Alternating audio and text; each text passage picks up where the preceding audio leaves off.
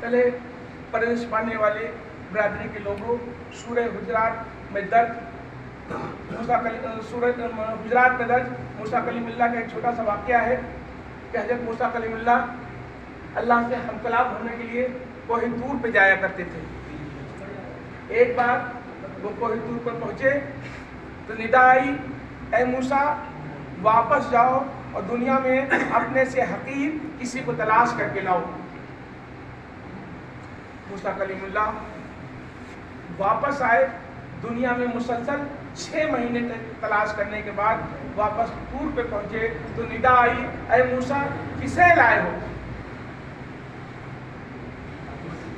حضرت موسیٰ کلیم اللہ نے عاجزی سے جواب دیا، اے میرے رب، میں نے دنیا میں اپنے سے حقیر بہت تلاش کیا لیکن اپنے سے حقیر کسی کو نہ پایا، اس لیے میں کسی کو نہ لا سکا۔ ندا آئی، اے موسیٰ اگر تم اپنے سے حقیر سمجھ کر آج ایک بکری کے بچے کو بھی لے آتے تو میں تم کو نبوت سے خارج کر دیتا۔ اللہ، اور آج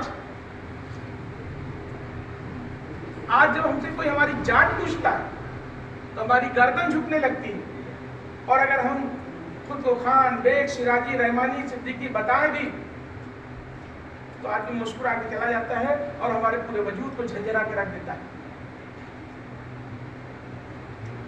دیوبند میں جان میں تلمذ طے کرنے والے لوگوں سنو، تاریخ کا ایک باب پلٹتا ہوں، کاغذ قلم ہو تو نوٹ کرتے چلے۔ موچی کوئی لفظ نہیں، اصل لفظ ہے موچک، اور موچک فارسی سے آیا اور موچک کے معنی ہوتے ہیں لمبا جوتا کے۔ اسلام کے عروج کے بعد جب عرب تاجر تجارت کی غرض سے سندھ میں آئے تو اپنے ساتھ چمڑے کی دستکاری بھی ساتھ لائے۔ اس کا ایک ثبوت یہ بھی ہے کہ چمڑے کی دستکاری میں استعمال ہونے والے سارے اوزاروں کے نام یا تو عربی میں ہیں یا تو فارسی میں ہیں۔ اسلام کے عروج کے بعد جب عرب تاجر سندھ میں آئے تو اپنے ساتھ چمڑے کی دستکاری بھی ساتھ لائے۔ عرب تاجروں کے آنے سے پہلے ہندوستان میں گوشت کاٹنے کا دھندا نہیں ہوتا تھا۔ جب گوشت نہیں کرتا تھا، جانور نہیں کرتے تھے تو کھالیں کہاں سے ہوتی؟ اور جب کھالیں نہیں ہوتی تھی تو کھالوں کی رنگائی، کھالوں کی پکائی جس کو دباغہ کہا جاتا تھا وہ ہند میں نہیں ہوتی تھی، اور جب چمڑا نہیں ہوتا تھا تو جوتے چپل کہاں سے آتے؟ اسی لیے اس وقت تک کے راجے مہاراجے بھی جوتے چپل کھڑاؤ پہنا کرتے تھے۔ جانور کٹتے نہیں تھے، کھالیں ہوتی نہیں تھی، چمڑے بنتے نہیں تھے، جوتے چپل کہاں سے آتے؟ اس لیے اس وقت کے راجے مہاراجے تک کے کھڑاؤ پہنا کرتے تھے۔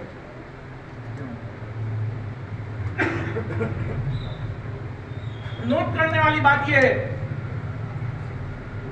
کہ چمڑے کی رنگائی، چمڑے کی پکائی اور چمڑے کی بننے والی ساری مصنوعات ہندوستان میں عربوں کی دین ہے۔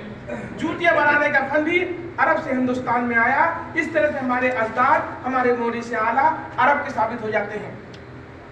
ہمارے اور آپ کے اجداد کبھی کہا کرتے تھے کہ ہم عربی نسل کے ہیں، جان لیجیے اس کی اصل وجہ یہی تھی۔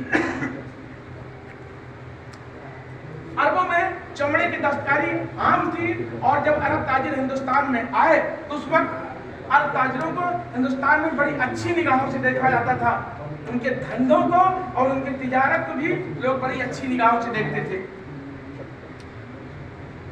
جیسے ابھی 20-25 سال پہلے اگر کوئی مسلمان جج ہو جاتا تھا تو لوگ کہتے تھے اب ہمارے ساتھ انصاف ہوگا، اب کوئی معنی نہیں ہو سکتی۔ اور اس وقت کا یہ عالم تھا کہ مسلمان ہونا ہی اپنے آپ میں ایک ایمانداری اور ایک ایمان کی پہچان تھی۔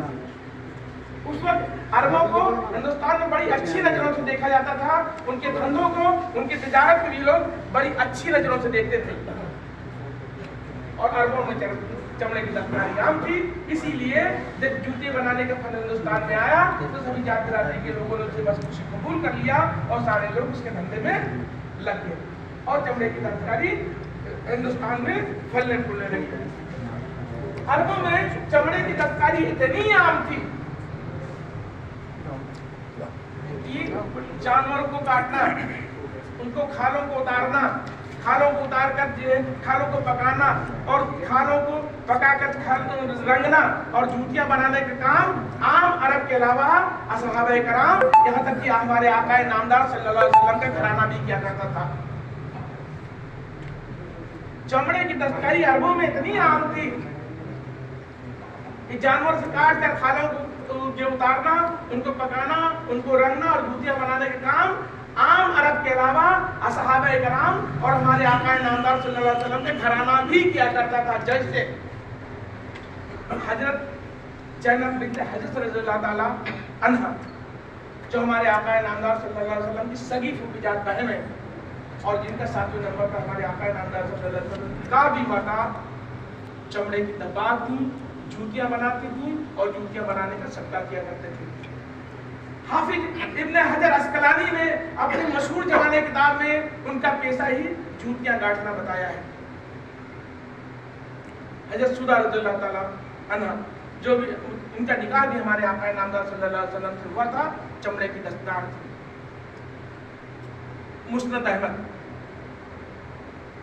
حضرت ام سلمہ رضی اللہ تعالیٰ عنہ یہ بھی چمڑے کی دباغ تھی.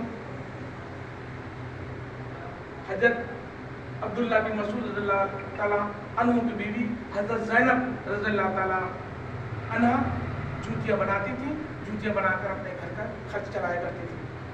حضرت ابو بکر اسقاف رضی اللہ تعالیٰ عنہ جوتیاں بناتے تھے. حضرت اسحاق خفاف رضی اللہ تعالیٰ عنہ چمڑے کی موزہ بناتے تھے. حضرت ایوب سختیانی رضی اللہ تعالیٰ عنہ چمڑے کا کام کرتے تھے. تاریخ مسائل خست پیج نمبر 42. ایک لمبی فہرست ہے.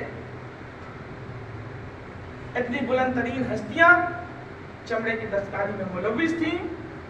یہی وجہ ہے کہ جب جوتیاں بنانے کا فن ہندوستان میں آیا تو سب نجات برادری کے لوگوں نے اسے بخوشی قبول کر لیا اور سارے لوگ اس دھندے میں لگ گئے اور یہ فن نہ صرف ہندوستان میں بلکہ پورے ایشیا میں کوریا تک جا پہنچا. پپو بھائی حاجی صاحب تاریخ کا ایک اور جو ہے ورق کو پلٹتا ہوں. بادشاہ